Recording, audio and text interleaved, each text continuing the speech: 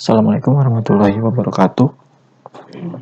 Kali ini kita akan belajar tentang nilai-nilai Pancasila sebagai dasar negara dan pandangan hidup. Ini merupakan video lanjutan dari materi sebelumnya, yaitu Pancasila sebagai dasar negara dan Pancasila sebagai pandangan hidup.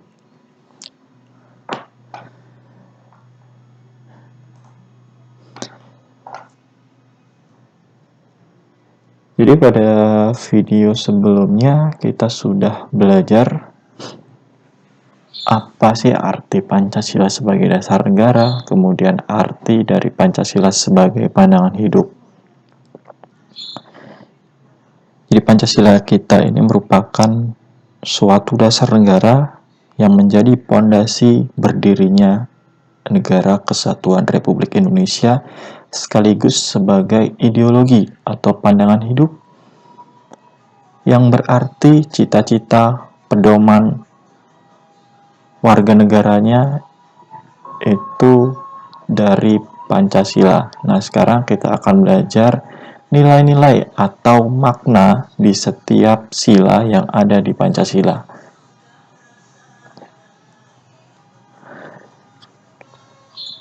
Untuk sila yang pertama, ketuhanan yang Maha Esa dilambangkan dengan bintang. Ini artinya mengandung pengakuan atas keberadaan Tuhan sebagai pencipta alam semesta beserta isinya. Oleh karena itu, sebagai manusia yang beriman atau meyakini adanya Tuhan, itu kita wujudkan dalam ketaatan kepada Tuhan yang Maha Esa dalam menjalankan segala perintahnya. Ini termasuk ibadah, sedekah, dan lain sebagainya, dan menjauhi segala larangan Tuhan. Jadi ya, hal-hal yang tidak boleh atau dilarang oleh Tuhan itu tidak kita lakukan. Kemudian sila yang kedua, kemanusiaan yang adil dan beradab. Ini dilambangkan dengan rantai. Ini mengandung makna rumusan sifat keseluruhan budi manusia Indonesia yang mengakui kedudukan manusia yang sederajat dan sama, yang mempunyai hak dan kewajiban yang sama sebagai warga negara yang dijamin oleh negara. Jadi setiap manusia Indonesia ini tidak boleh memandang rendah manusia-manusia yang lain karena bertentangan dengan sila yang kedua. Selain itu, kesamaan hak dan kewajiban sebagai warga negara itu juga dijamin dalam undang-undang. Kemudian kita lanjutkan ke sila yang ketiga, yaitu persatuan Indonesia, dilambangkan dengan pohon beringin, merupakan perwujudan dari paham kebangsaan Indonesia yang mengatasi paham perseorangan, golongan, suku bangsa, dan mendahulukan persatuan dan kesatuan bangsa sehingga tidak terpecah belah oleh sebab apapun. Ya. Jadi sila ketiga ini melebur golongan, melebur agama, melebur suku bangsa, kemudian melebur bahasa, kebudayaan yang ada di setiap daerah untuk bersatu menjadi yang namanya Indonesia. Berarti sila yang ketiga ini ada nilai toleransi yang sangat tinggi. Kemudian yang keempat ada sila kerakyatan yang dipimpin oleh hikmat kebijaksanaan dalam permusyawaratan perwakilan. Ini merupakan sendi utama demokrasi di Indonesia berdasarkan atas asas musyawarah dan asas kekeluargaan. Jadi setiap manusia, setiap warga negara Indonesia itu ketika ada permasalahan atau hal-hal yang akan dilakukan terkait masyarakat atau rakyat itu mengedepankan musyawarah. Karena demokrasi itu merupakan hal yang ada di Indonesia, jadi mengutamakan musyawarah. untuk mencapai mufakat atau mencapai kesepakatan yang disetujui itu dengan musyawarah. Jadi tidak ada superioritas di Indonesia. Kemudian untuk sila yang terakhir, keadilan sosial bagi seluruh rakyat Indonesia. Nah, hal ini merupakan salah satu tujuan negara yang hendak mewujudkan tata masyarakat Indonesia yang adil dan makmur berdasarkan Pancasila. Ya, itu merupakan nilai-nilai Pancasila sebagai dasar negara dan juga pandangan hidup.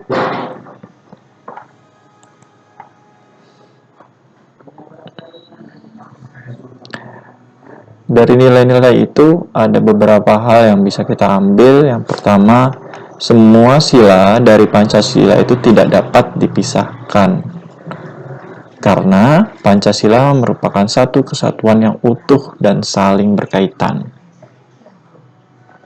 Jadi misalkan kemanusiaan, ini kenapa kita harus menyamakan setiap manusia, tidak boleh membeda-bedakan. Ini ada keterkaitan dengan ketuhanan.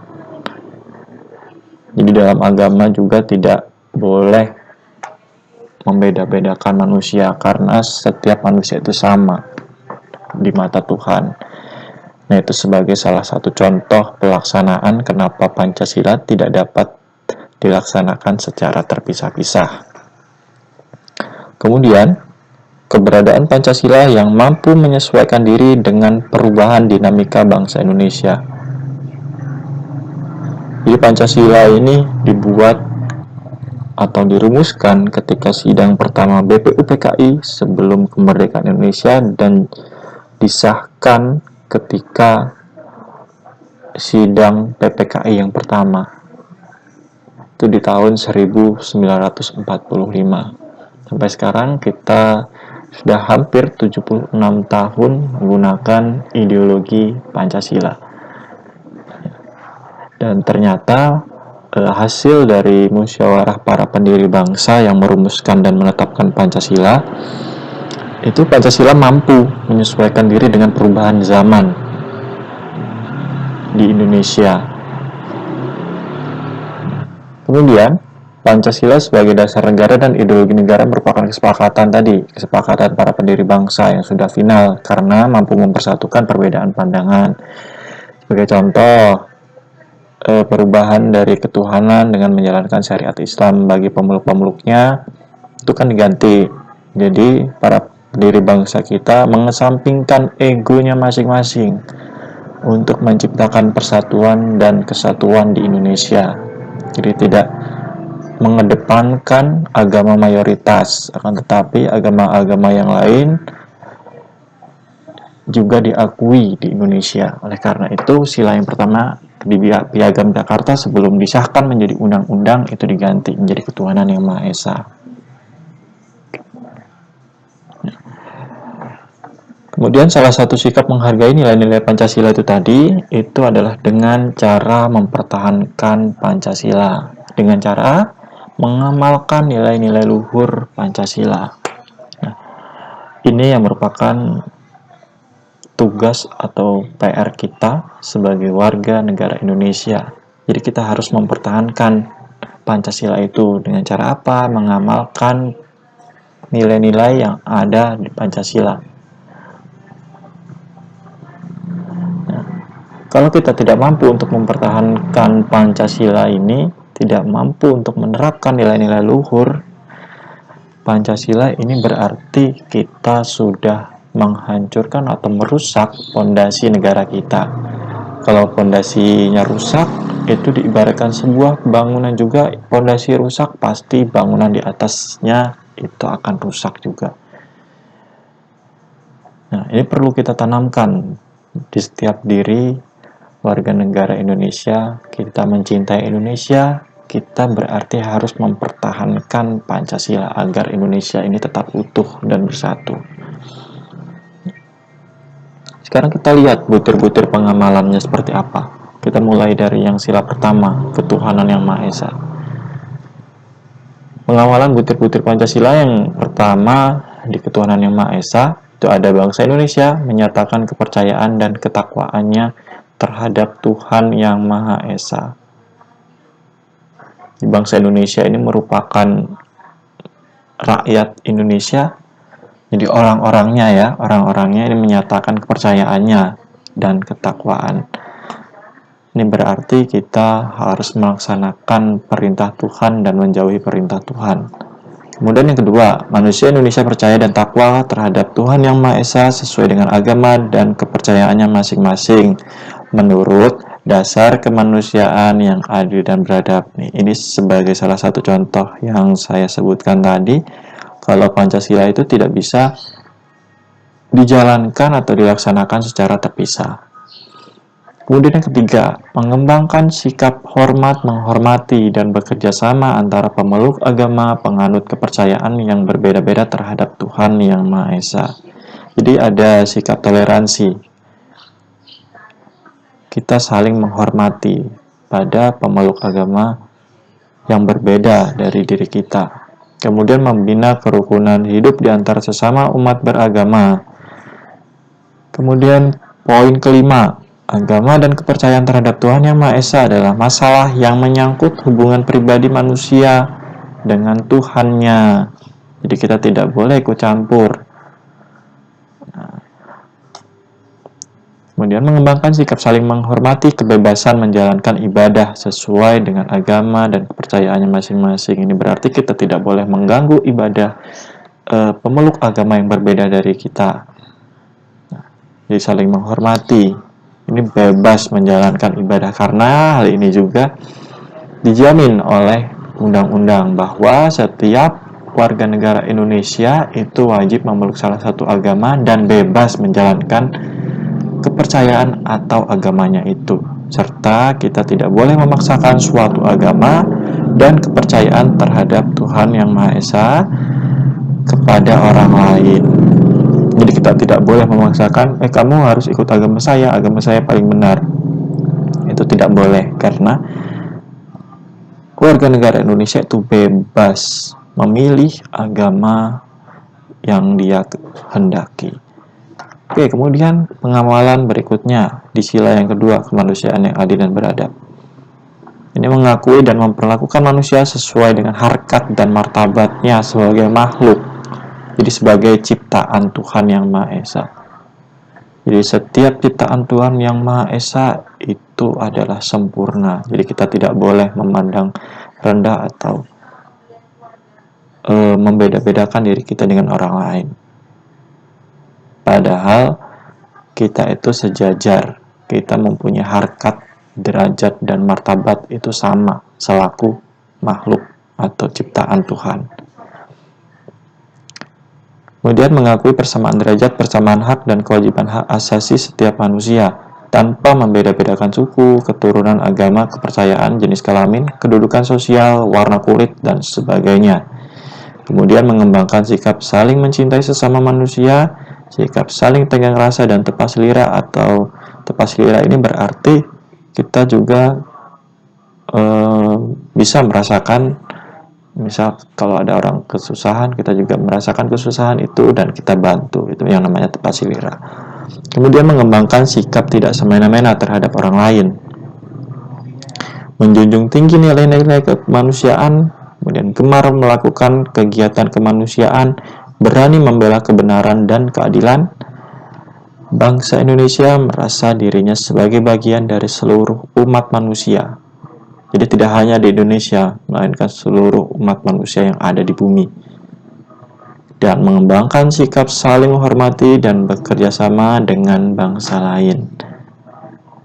Nah, kalau hal ini sudah dilakukan oleh diri kita, ini berarti kita sudah mengamalkan nilai-nilai luhur dari sila yang kedua, yaitu kemanusiaan yang adil dan beradab.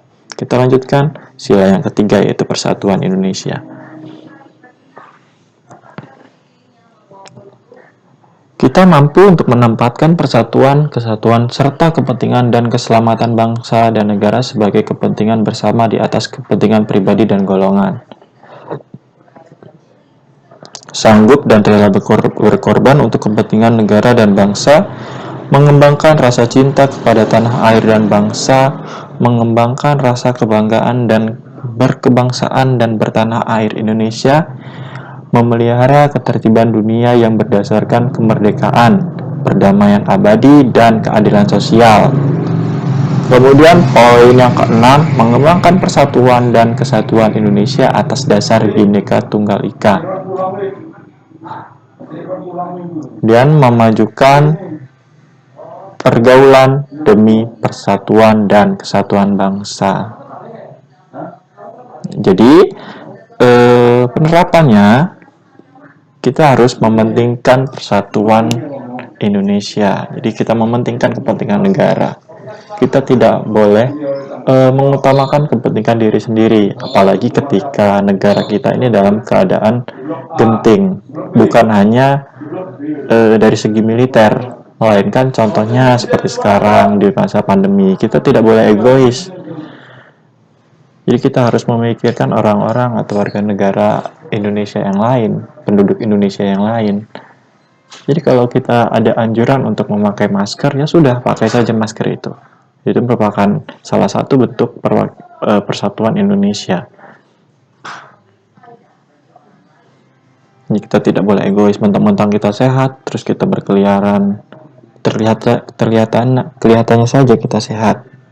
Tetapi bisa saja kita membawa penyakit, kemudian dibawa ke orang rumah, bawa ke tetangga, ke masyarakat yang lain.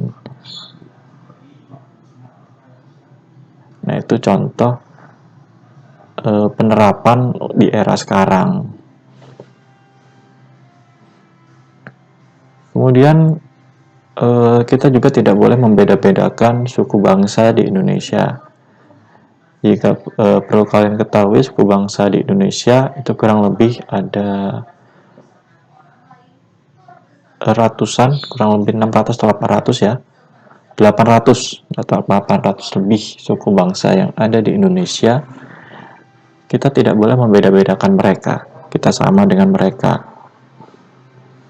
Ini tercermin ketika pada masa perjuangan memperebutkan dan mempertahankan kemerdekaan.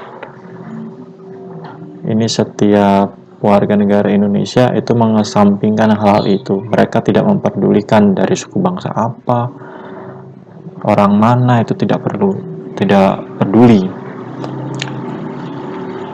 Ketika peristiwa Sumpah Pemuda, Kongres Pemuda, itu dari Sabang sampai Merauke itu hadir untuk bermusyawarah untuk memerdekakan Indonesia. Nah, hal itu kita harus teladani sebagai mementingkan kepentingan bersama di atas kepentingan pribadi atau golongan.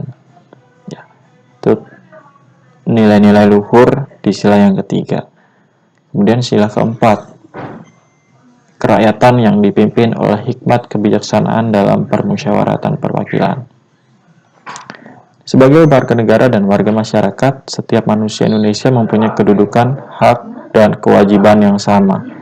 Tidak boleh memaksakan kehendak kepada orang lain, mengutamakan musyawarah dalam mengambil keputusan untuk kepentingan bersama.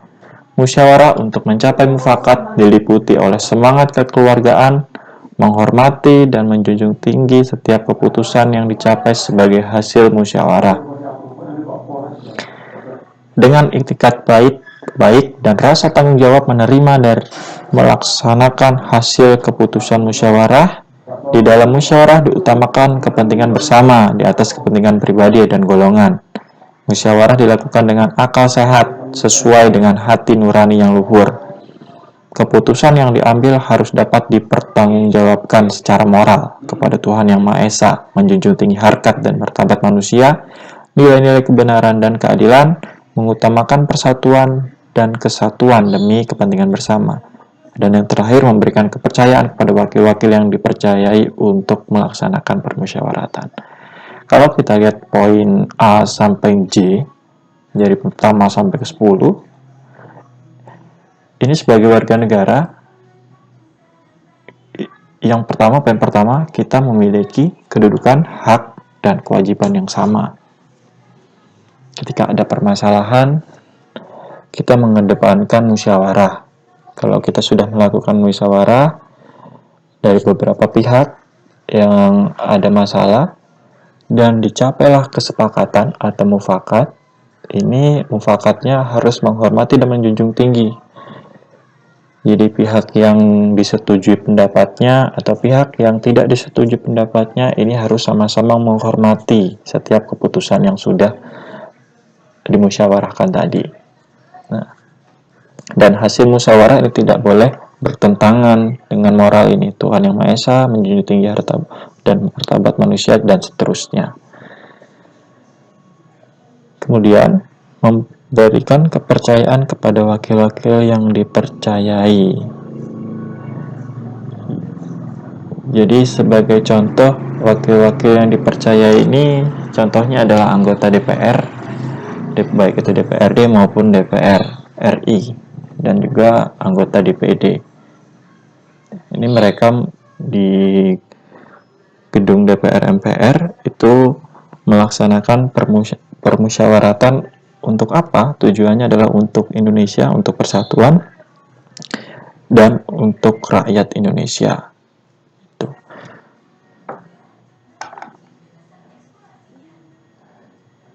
Dari segi misalnya pemilihan umum atau pemilihan kepala daerah, jadi setiap warga negara, karena setiap warga negara Indonesia mempunyai hak kedudukan, hak dan kewajiban yang sama, itu berarti setiap warga negara Indonesia itu berhak untuk memilih dan dipilih. Kita bisa memilih ataupun mencalonkan diri sebagai orang yang akan dipilih. Kemudian yang terakhir, ada keadilan sosial bagi seluruh rakyat Indonesia. Mengembangkan perbuatan yang luhur yang mencerminkan sikap dan suasana kekeluargaan dan kegotong royongan, kemudian mengembangkan sikap adil terhadap sesama, menjaga keseimbangan antara hak dan kewajiban, menghormati hak orang lain. Jadi keadilan ini bisa dicapai kalau kita menerapkan hal-hal yang ada di setiap butir-butir pengamalan Pancasila di sila kelima. Adil itu tidak hanya berarti sama rata atau seimbang. Adil itu berarti sesuai dengan porsinya masing-masing. Kemudian kita lanjutkan poin yang kelima. Suka memberi pertolongan kepada orang lain. Kemudian tidak menggunakan hak milik untuk usaha-usaha yang bersifat pemerasan terhadap orang lain. Tidak menggunakan hak milik untuk hal-hal yang bersifat pemborosan dan gaya hidup mewah. Kalau kita melakukan hal ini berarti kita belum mengamalkan butir Pancasila yang kelima. Kemudian tidak menggunakan hak milik untuk bertentangan dengan atau merugikan kepentingan umum. Kemudian individu yang mengamalkan butir Pancasila, keadilan sosial bagi seluruh rakyat Indonesia, ini ditandai dengan sikap suka bekerja keras, suka menghargai hasil karya orang lain yang bermanfaat bagi kemajuan dan kesejahteraan bersama, dan melakukan kegiatan dalam rangka mewujudkan kemajuan yang merata dan berkeadilan sosial. Nah, itu merupakan tadi sudah ada puluhan butir-butir pengamalan Pancasila yang bisa kita lakukan di kehidupan sehari-hari untuk mempertahankan Pancasila sebagai dasar negara sekaligus sebagai pandangan hidup. Demikian video kali ini. Saya tutup. Wassalamualaikum warahmatullahi wabarakatuh.